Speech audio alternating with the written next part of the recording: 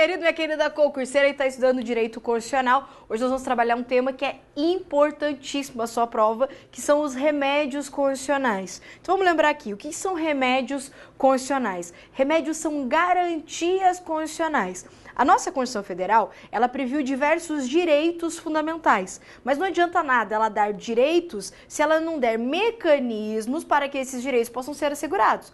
Então, os remédios constitucionais são meios de se garantir alguns direitos constitucionalmente estabelecidos. Então, remédios constitucionais nada mais são do que garantias previstas na nossa Constituição para assegurar alguns direitos. É claro que nem toda garantia constitucional é remédio constitucional. Remédio é uma espécie de garantias constitucionais, mas certamente todos os remédios são garantias constitucionais. Aqui nós temos uma diferença importante. Existem dois tipos de remédios constitucionais. Existem remédios de natureza administrativa e existem remédios de natureza judicial. Remédios constitucionais de natureza administrativa você inclusive já conhece. É, por exemplo, o direito de petição, o direito de certidão. São espécies de garantias constitucionais, mas de natureza administrativa. As garantias, os remédios de natureza judicial são habeas corpus, habeas data, mandado de segurança, mandado de injunção e a ação popular. Essas ações constitucionais são os remédios constitucionais. Como a gente já estudou aqui direito de petição e direito de certidão, ou seja, já vimos os remédios administrativos, nós vamos falar agora então dos remédios judiciais, começando pelo chamado remédio heróico, que é o habeas corpus. O habeas corpus é um remédio constitucional, uma garantia constitucional que visa proteger a nossa liberdade de locomoção. Acompanha comigo aí no seu material a leitura do texto da Constituição, do artigo 5º, que vai falar a respeito do habeas corpus. Acompanha comigo lá. Conceder-se habeas corpus sempre que alguém sofrer ou se achar ameaçado de sofrer violência ou coação em sua liberdade de locomoção, por ilegalidade ou abuso de poder. Aqui nós temos vários elementos importantes para a sua prova. Primeiro, habeas corpus protege a minha liberdade de locomoção. O que é a minha liberdade de locomoção? É o meu direito de vir e permanecer. Vamos lembrar que a liberdade de locomoção assegurada no nosso Estado, ela é assegurada em tempos de paz. Seu direito de ir e vir, né? De transitar em todo o território nacional e ainda sair dele com ou sem os seus bens. É garantido em tempos de paz. Então, essa liberdade de locomoção, teu direito de ir e vir, ele é assegurado em tempos de paz. Agora, caso alguém atue agindo em ilegalidade, por ilegalidade ou abuso de poder, você poderá manejar aqui um habeas corpus. Então, o habeas corpus ele vai servir toda vez que de uma forma direta ou ainda, super importante essa interpretação do STF, indireta ou reflexa, possa vir a provocar restrição na sua liberdade de locomoção, o seu remédio constitucional será o habeas corpus.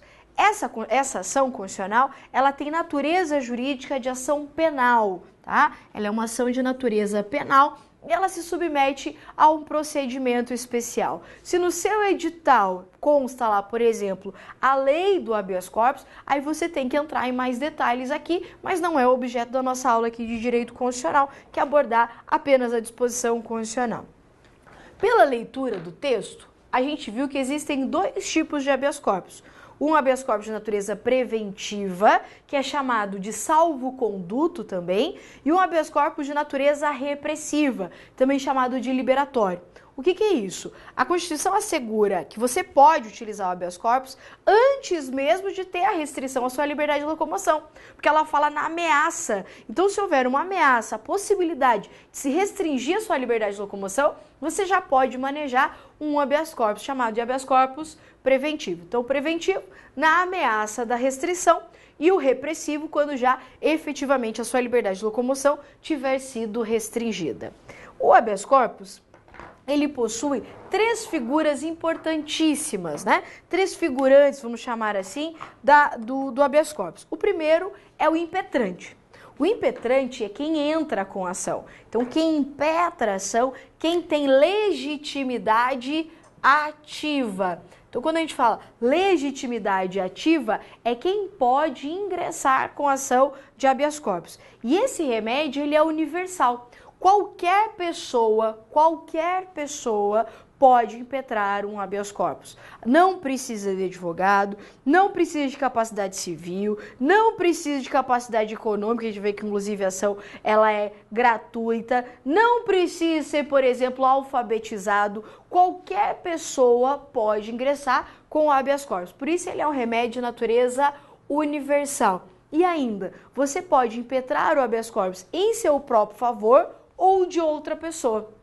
Olha só, a doutrina constitucional diz que o habeas corpus é um remédio tão amplo, tão universal, que ele pode ser feito inclusive em um papel higiênico. Você sabia disso? E é verdade, parece engraçado, parece brincadeira, mas não é. Já foi feito historicamente ali, inclusive foi um venezuelano que fez um habeas corpus em um papel higiênico. A mulher dele levava um rolo de papel higiênico para ele lá no presídio, ele tinha sido preso, e ele elaborou o seu próprio habeas corpus nesse papel higiênico. Então o habeas corpus ele pode ser feito em qualquer coisa, sem qualquer formalidade. Até porque o direito que está sendo protegido aqui é um direito especial, que é a liberdade de locomoção do indivíduo. Então ele pode fazer esse habeas corpus em seu próprio favor, então ele vai ser impetrante e ao mesmo tempo paciente, ou ele pode impetrar em favor de outra pessoa. Se a pessoa está presa, não tem condições de fazer o seu próprio habeas corpus, poderá ser impetrado por outra pessoa. Então universal, não precisa de advogado, pode ser em nome próprio ou em favor de terceiros, a gente chama isso de habeas corpus de terceiro,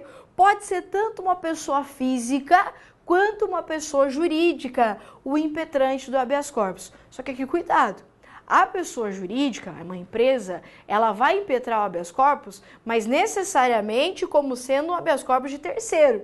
Porque não tem como a pessoa jurídica impetrar um habeas corpus em seu próprio favor. Ela vai ter que impetrar um habeas corpus em favor de outra pessoa. Por exemplo, em favor de um sócio, em um diretor da empresa, aí seria possível. Então, bem importante essas características aqui do impetrante. Agora, o que não pode acontecer no habeas corpus? Olha só, não pode, o habeas corpus, a jurisprudência não aceita habeas corpus apócrifo. O que é apócrifo? Apócrifo é sem assinatura, sem identificação de quem está impetrando a ação. Nesse caso, o habeas corpus apócrifo é proibido, não pode apócrifo sem assinatura, até mesmo porque você sabe que a Constituição ela veda o anonimato. Então, habeas corpus apócrifo também não é possível. A jurisprudência do STF ainda vai dizer que não pode ser impetrado habeas corpus em língua estrangeira, tá? Não pode habeas corpus em língua estrangeira. Entende necessariamente o STF que tem que ser em língua portuguesa. Isso em respeito ao artigo 13 da nossa Constituição Federal, que vai falar que a língua portuguesa é a língua nacional, tá? Então, o que não pode o habeas corpus? Ele é universal, pode fazer em qualquer lugar, pode fazer qualquer coisa, o estrangeiro pode impetrar, qualquer pessoa pode impetrar, a criança não precisa ter capacidade mental, pode estar meio loucão e impetrar habeas corpus, qualquer pessoa pode. Agora, o que não pode? Não pode ser apócrifo e em língua estrangeira.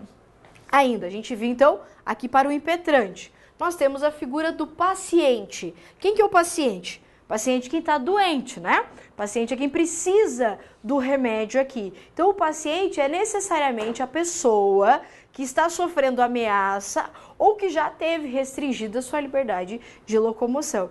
E, logicamente, que o paciente só pode ser uma pessoa física, não pode ser pessoa jurídica. Ai, professora, mas pessoa jurídica comete crime, né? Comete, mas ela pode ser presa? Claro que não, vai prender como a pessoa jurídica, o CNPJ dela lá na junta comercial? Claro que não pode prender. Então não tem como restringir a liberdade de locomoção de pessoa jurídica. Então por isso o habeas corpus ele é incompatível com a natureza da pessoa jurídica. Então cuidado, a pessoa jurídica ela poderá ser impetrante, mas ela nunca será paciente de um habeas corpus. Além disso, nós temos a autoridade coatora. Quem que é a autoridade coatora? Quem está ameaçando ou restringiu a liberdade de locomoção de um indivíduo por ilegalidade ou abuso de poder. Essa autoridade coatora pode ser tanto uma autoridade pública quanto privada. A autoridade pública aqui pode ser a polícia, o delegado de polícia, ou não é? Pode ser a autoridade coatora aqui nesse sentido. E daí ela pode agir tanto por ilegalidade, né, com ato de ilegalidade, quanto em abuso de poder. Agora, e uma autoridade privada? Como seria isso possível?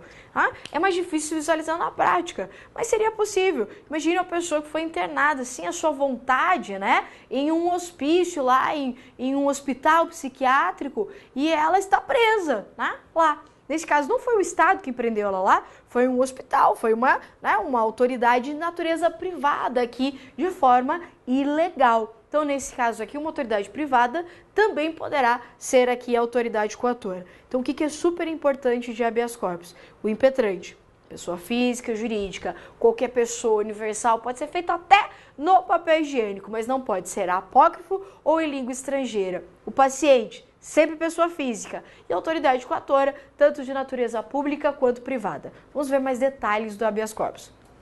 O habeas corpus é uma ação totalmente gratuita, mas claro, né? Se é uma ação que qualquer pessoa pode fazer, tem caráter universal, protege um direito importantíssimo que é a liberdade de locomoção, se eu submeter a pessoa a ter que pagar a custa de um processo, ninguém vai fazer habeas corpus, às vezes não vai ter nem condições de fazer um habeas corpus. Então, por isso, a ação ela é gratuita.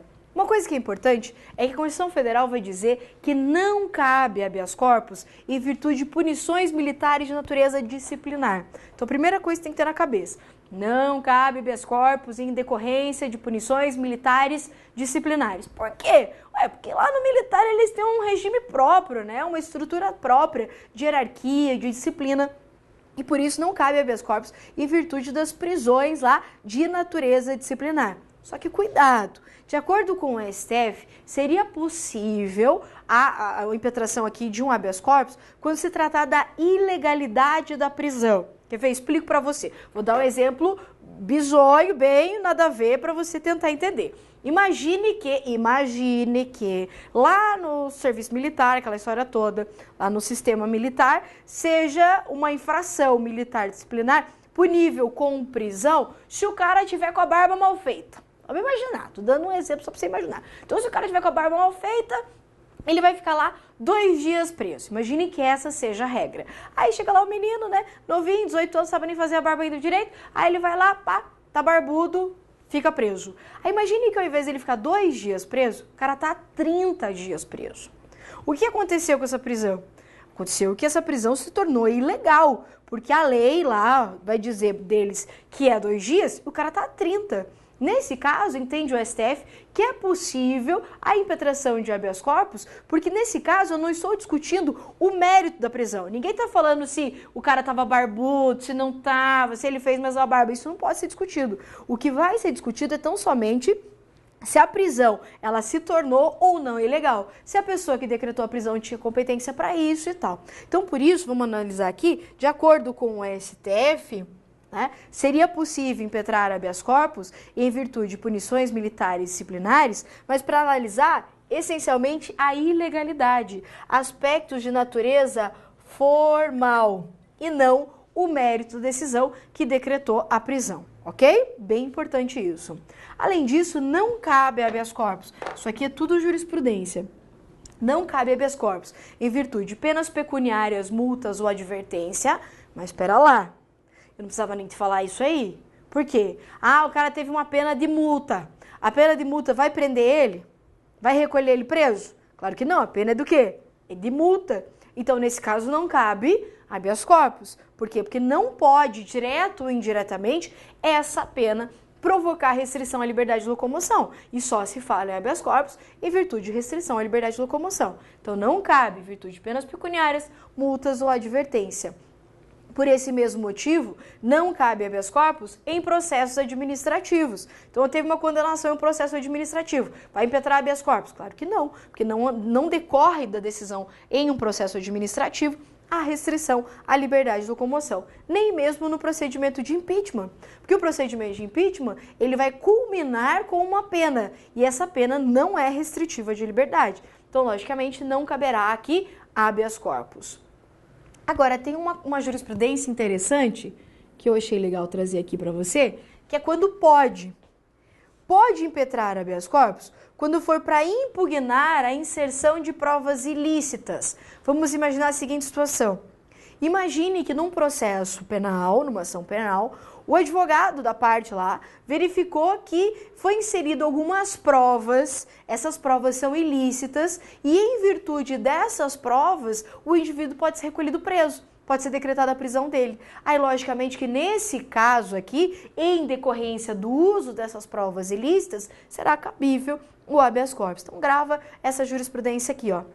É possível habeas corpus para impugnar a inserção de provas ilícitas, especialmente quando elas poderão culminar com a prisão do indivíduo. Ainda, pode ser concedido habeas corpus de ofício. Ai, meu Deus, o que é isso? De ofício é o contrário de por provocação. Explico. De ofício é quando o juiz concede alguma coisa sem ter sido pedido. Imagine que um juiz receba um processo, e ele recebe processo penal, não existe pedido de habeas corpus. Aí ele olha o processo e fala assim, opa, tem um cara preso aqui. Aí os caras, é verdade, tá preso. Tem pedido de habeas corpus? Não, não tem pedido de habeas corpus. Mas essa prisão é ilegal. O juiz fala, tá ilegal. Pode ele decretar a liberdade do indivíduo? Pode ele conceder um habeas corpus sem ter sido pedido? Pode. Então, o juiz ele pode conceder um habeas corpus de ofício, sem que ele tenha sido provocado, verificando uma situação de ilegalidade ou de abuso de poder em virtude dessa prisão. Ok? Muito importante o habeas corpus na sua prova. Eu ali no seu material coloquei algumas jurisprudências, algumas coisas para você dar uma lidinha ali e acompanhar tudo aquilo que a gente falou. Vamos falar agora do segundo remédio constitucional, que é o habeas data. O habeas data é um remédio constitucional que visa proteger a minha liberdade de informação. Mas espera lá, não é qualquer informação, são informações minhas, informações da pessoa que visa obter essas informações. Quer ver? Acompanha comigo aí no seu material o artigo da Constituição que vai falar então do habeas data. Olha lá o que diz a Constituição Federal.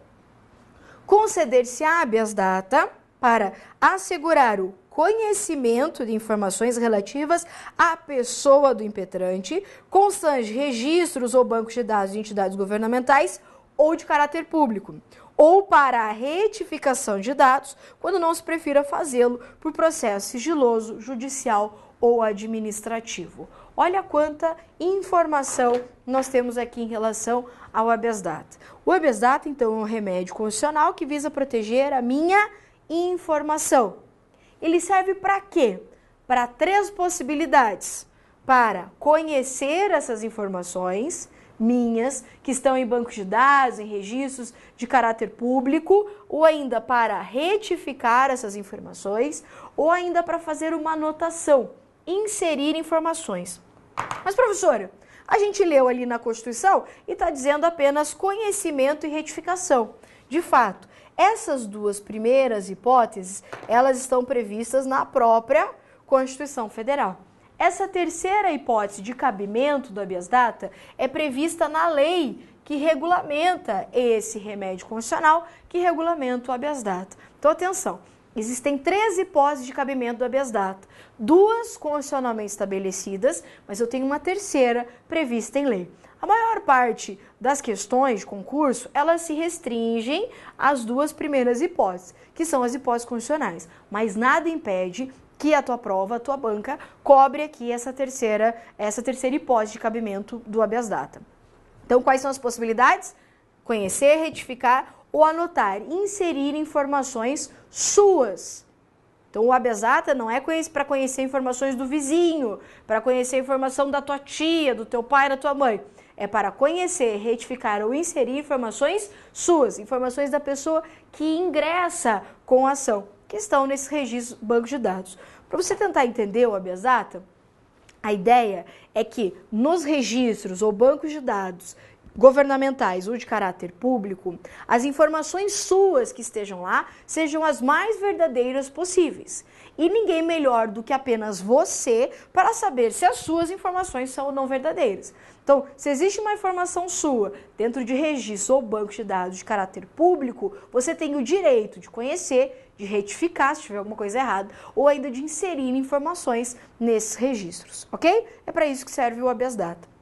Ainda, é uma ação que tem natureza civil. tá? E ela se submete a um rito de natureza sumária. Como eu disse, só vai ir a detalhes da lei que regulamenta o habeas data se o edital do seu concurso cobrar. Se é só constitucional aqui, né, se é só a parte do texto constitucional, isso aqui já é suficiente para sua prova. Ainda, quem pode impetrar a ação? Quem pode entrar com a ação de habeas data? Ué, quem vai ter a informação. Pode ser tanto uma pessoa física quanto uma pessoa jurídica. Eu posso ter informações de pessoa jurídica em bancos de dados de caráter público, né, ou governamental. Por isso que essa ação ela tem um caráter personalíssimo. Por que personalíssimo? Porque só ela pode entrar com a ação em favor dela mesma. Diferente do habeas corpus. Lembra do habeas corpus? O habeas corpus eu posso fazer uma ação para mim, em meu favor ou de terceiros. O habeas data não pode ser em favor de terceiros. É apenas em favor do próprio impetrante. Então, eu quero saber a informação minha. Eu não posso ir lá e pedir informações de terceiros para ser cabível o habeas data. Quem que é o impetrado? O impetrado é a autoridade que vai ter as informações e que não quer me dar essas informações, que não quer retificar ou que não quer anotar essas informações. Quem que pode ser? Pode ser tanto uma autoridade pública, um ente público, quanto um ente privado. Só que cuidado, mesmo um ente privado tem que ter caráter público desse registro, desse banco de dados. Exemplifico. SPC, Sistema de Proteção de Crédito.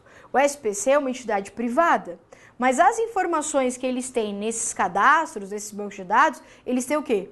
Caráter público. Então, se eu chegar lá no SPC e falar assim, ó, eu quero saber quais são as informações minhas constantes aqui do seu registro de dados, eles são obrigados a me fornecer. Se eles negam, falam, não vão fornecer não. Não, pra você, não gostei da sua cara, não vai ser hoje não, você não vai receber. E eles negam o fornecimento dessa informação. Qual é o meu remédio constitucional? O habeas data. Então, pode ser entidade privada?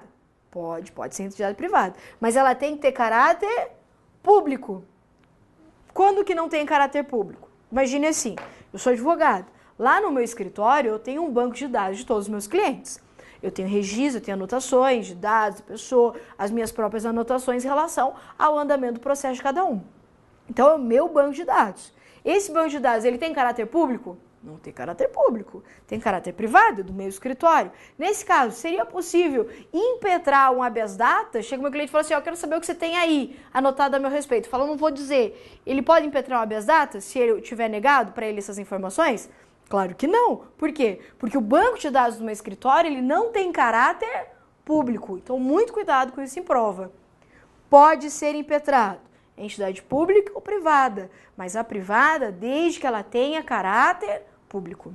Muito bem, aqui ó, é requisito da ação do habeas data a negativa administrativa da informação ou da retificação ou da inserção de informações. Eu não consigo impetrar um habeas data sem que eu tenha antes comparecido ao órgão, à entidade, e ele tenha me negado o conhecimento, a retificação ou inserção da informação. Se eu não tiver essa negativa, falta interesse de agir aqui. O juiz não vai nem olhar o processo, vai falar, eita, aqui não tem condições. Essa ação ele nem vai receber, não vai nem conhecer esse processo, tá? Então a negativa é uma das condições da ação do habeas data. Sem essa negativa, não existe a possibilidade de impetração de habeas data. Aqui tem uma jurisprudência interessantinha para sua prova.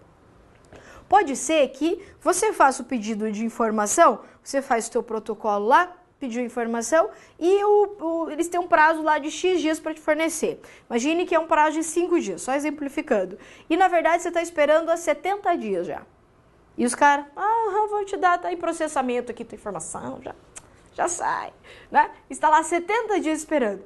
A jurisprudência do STF já tem entendido pela possibilidade, nesse caso, de impetração de habeas data. Mas aí por quê? Porque houve uma omissão da administração pública no fornecimento da informação. Você pediu, né, e esperou muito mais do que um tempo hábil, do que um prazo razoável, e a administração não deu essa informação. Então você não pode ficar esperando para sempre, sob pena de nunca existir habeas data. Daí a jurisprudência é aceitada também nesse caso. Mas é super importante para a sua prova. Sem a negativa, sem a comprovação de que houve antes o pedido administrativo, não pode existir habeas data.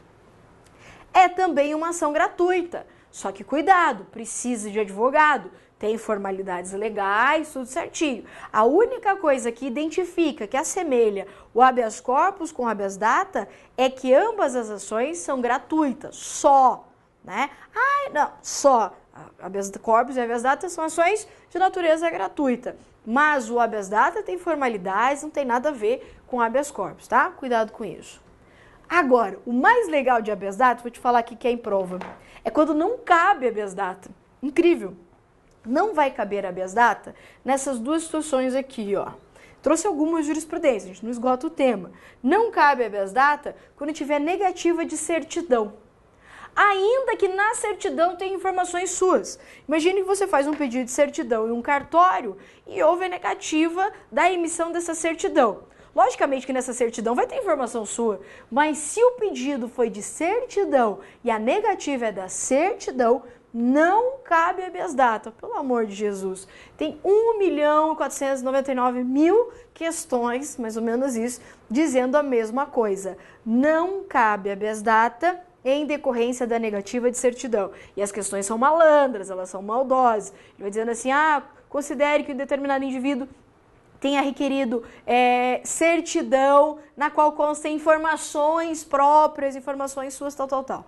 Veja bem, se ele requereu a certidão e foi a certidão que foi negada, não caberá habeas data, tá? O remédio aqui nesse caso vai ser o mandado de segurança.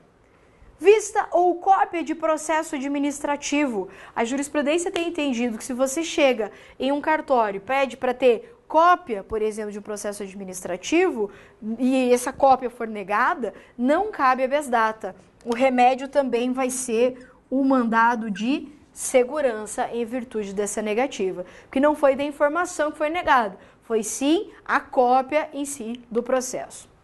E ainda, uma jurisprudência legal aqui, não cabe habeas data para retirar publicação feita na internet a seu respeito. Então, imagine que ela colocou a publicação estranhona com informações suas na internet. A retirada dessas informações não é objeto de habeas data, ok?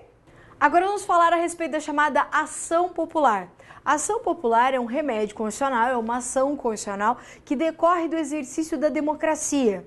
Você deve lembrar que o nosso regime político adotado no Brasil é o regime político democrático e que o nosso modelo de democracia é a chamada democracia semidireta. O que é a democracia semidireta? Democracia semidireta é aquela que conjuga elementos da democracia direta, como, por exemplo, o referendo, o plebiscito, a iniciativa popular, com a democracia indireta, representativa, que é aquela em que nós escolhemos representantes para que eles tomem as decisões em nome do povo. Quando eu tenho elementos tanto da direta quanto da indireta, o resultado disso é o que nós chamamos de democracia semidireta.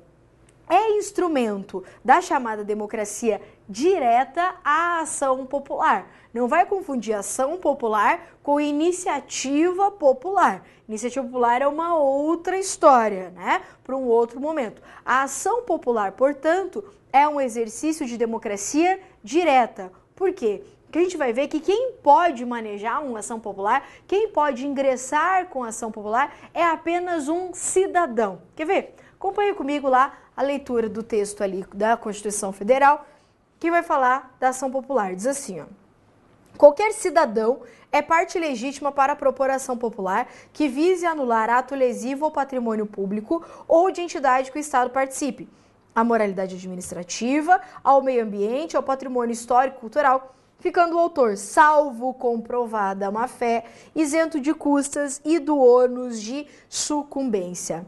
Olha só. Então, volta para cá. Primeira coisa, a Constituição vai dizer que o autor dessa ação é qualquer cidadão. Cidadão é aquele que é detentor de direitos políticos. Direitos políticos, aqui a gente vai entender apenas a chamada capacidade eleitoral ativa. Traduzindo, pode impetrar ação popular quem pode votar. Quem tem o título de eleitor, quem tem capacidade eleitoral ativa, poderá ser autor da ação popular. Por isso que pode ser autor da ação popular aquele adolescente lá com 16 anos. Por quê? Porque a gente sabe que o voto ele é facultativo àqueles que tiverem 16 anos. Então, a partir dos 16 anos, desde que a pessoa tenha o título de eleitor, desde que ela realize o alistamento eleitoral, ela pode ser autora aqui da ação popular. Então, a ação popular é exercício de democracia direta, diretamente relacionada ao exercício de direitos políticos e só pode ser manejado pelo autor. Quem é o réu? Quem pode ser réu na ação popular? O réu da ação popular é aquele que realizou um ato lesivo, aqui se entende como ato ou contrato administrativo lesivo ao patrimônio público, histórico, cultural, moralidade administrativa ou ao meio ambiente. Então pode ser uma pessoa física, uma pessoa jurídica, uma entidade pública, uma entidade privada, qualquer pessoa que tenha provocado essa lesão, esteja possivelmente provocando essas lesões e realizando esse ato lesivo. Então aqui de maneira bem genérica, inclusive aqueles beneficiários, né, do ato lesivo podem ser réus na ação popular. Muito bem. Qual é o objeto da ação popular? O que a ação popular visa proteger? Primeiro, visa proteger o patrimônio público, patrimônio histórico e o patrimônio cultural. Ainda a moralidade administrativa, vale lembrar lá que a moralidade administrativa é um dos princípios da administração pública, previsto lá no artigo 37 da Constituição, dentro do LIMP, contra ainda o meio ambiente. Então, se eu tiver qualquer ato que visa lesionar ou que já lesionou patrimônio, moralidade ou o meio ambiente, é possível que essa pessoa, que o indivíduo, um cidadão, ele ingresse aqui com a chamada ação popular. Uma coisa que é importante é que a ação popular, ela visa a defesa não de direitos de natureza individual, e sim de direitos de natureza coletiva. Então, uma única pessoa pode ser autora de uma ação popular para proteger um direito que não é apenas dela, mas é um direito de toda a coletividade, porque o patrimônio, a moralidade, o meio ambiente aqui não é interesse de uma única pessoa, é o interesse de toda uma coletividade. Então, muito cuidado. O objeto da ação popular é a defesa desses direitos, que são direitos de natureza coletiva e não apenas direitos de natureza individual.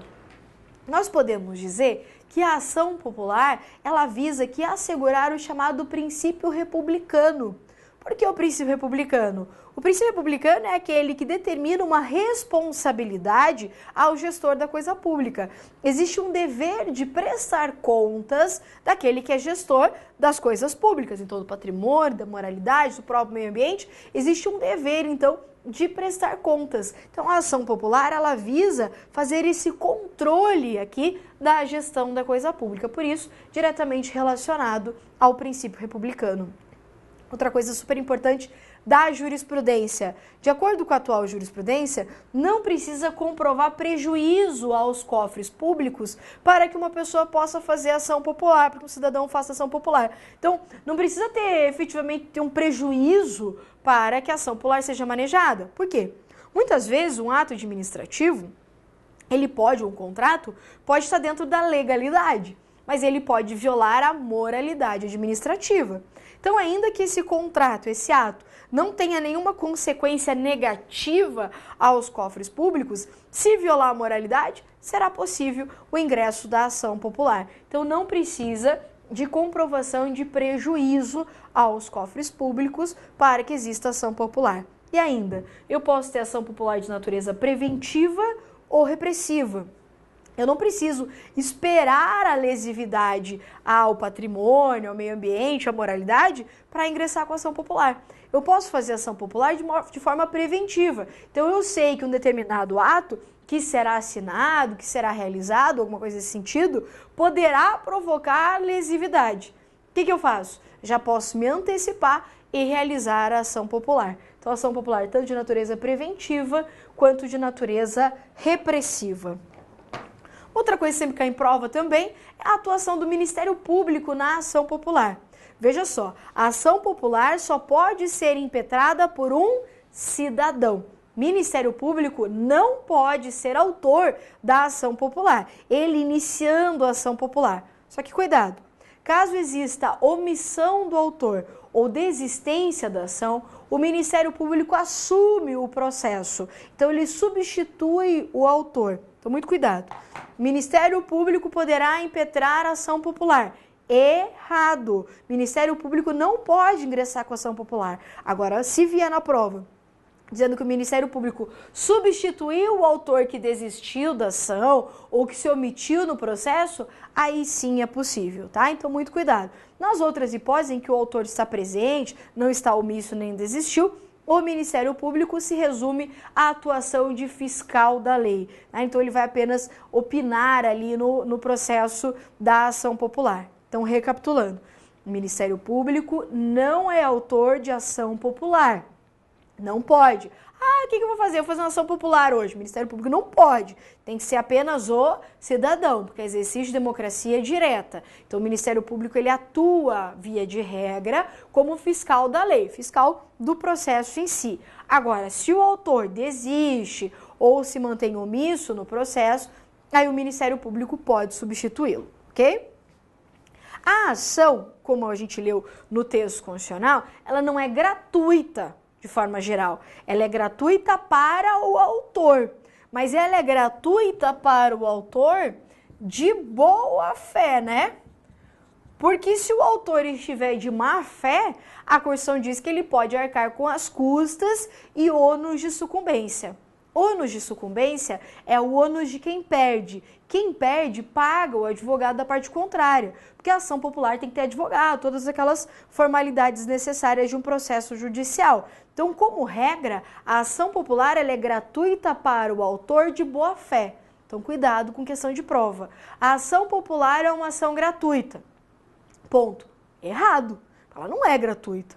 Ela é gratuita para o autor e desde que o autor esteja de boa fé. A ação popular ela não tramita gratuitamente para o réu, então eu não posso afirmar que ela é uma ação de natureza gratuita. Então ela é gratuita para o autor desde que ele esteja de boa fé. Caso não esteja de boa fé, caso o cara esteja de sacanagem, fazendo uma ação só para visar o interesse político, mesmo o interesse econômico, para prejudicar a outra parte, aí ele está de má fé. Nesse caso, ele poderá ser condenado às custas e ônus de sucumbência. Foro por prerrogativa de função e ação popular. Você sabe que tem alguns indivíduos que eles têm prerrogativa de foro. O que é isso? E as ações contra essas pessoas se submetem a competências originárias de tribunais. Por exemplo, ações penais contra o presidente da República. Onde que elas começam? Lá no STF, não é isso? Então essas pessoas elas têm foro por prerrogativa de função. Ações contra elas tramitam originariamente em tribunais. Esse foro por prerrogativa de função não se aplica à ação popular. Então, por exemplo, quero fazer uma ação popular contra um ato do presidente. Eu vou fazer essa ação popular onde? No juízo comum. Não vai ser lá no STF, não vai ser competência originária de nenhum tribunal. Então, não existe competência originária para a ação popular. Existe em relação a outros remédios, mas não em relação à ação popular, que tem inclusive natureza civil. Ok? Muito fácil, muito tranquilo, ação popular. Vamos ver algumas questões a respeito do tema que a gente trabalhou na nossa aula de hoje. Olha lá a primeira questão. Qualquer cidadão é parte legítima para propor ação popular, que vise anular ato lesivo, o patrimônio público ou de entidade que o Estado participe, a moralidade administrativa, ao meio ambiente e ao patrimônio histórico-cultural, ficando o autor, em qualquer hipótese, isento de custas judiciais e do ônus da sucumbência. O que está errado? Em qualquer hipótese, porque a gente viu que se ele tiver de má fé, ele não fica isento, ele só fica isento das custas se ele estiver de boa fé. Por isso é errado. Próximo. Cabe como o habeas data não pode ser utilizado por pessoa jurídica, deve ser reconhecida a ilegitimidade ativa na hipótese de pessoa jurídica ajuizar habeas data para obter informações de seu interesse constante de dados de determinada entidade governamental. Não pode pessoa jurídica ser o autor, o impetrante de habeas data? O que a gente viu? Que pode ser tanto pessoa jurídica quanto pessoa física. Então, por isso, errado, porque pode sim pessoa jurídica ter informações lá, essas informações serem negadas e impetrar o habeas data. De acordo com o STF, o habeas data é a ação que permite ao indivíduo o direito de obter informações relativas à sua pessoa, inseridas em repartições públicas ou privadas, podendo ser utilizada para a obtenção de acesso aos autos de processos administrativos, como aqueles que tramitam no TCU. O que a gente viu? Que acesso a processo, que é a vista que a gente colocou, ter vista, acesso a processo administrativo. Cópia não é habeas data. Vai ser quem? Mandado de segurança. Por isso é errado. Então, para ter vista, cópia, obter ali o processo administrativo, o remédio não é o habeas data. Então, por isso é errado. Próximo. Não poderá ser conhecido habeas corpus impetrado em benefício alheio por indivíduo destituído de sanidade mental, que não esteja representado ou assistido por outrem. O que a gente falou? Que pode estar doidão, pode não estar bem da cabeça e mesmo assim ser realizado o habeas corpus. Então, errado, porque não precisa estar representado por ninguém, mesmo a pessoa destituída aqui de sanidade mental. Ok? Era isso que tínhamos para a nossa aula de hoje. Até a próxima.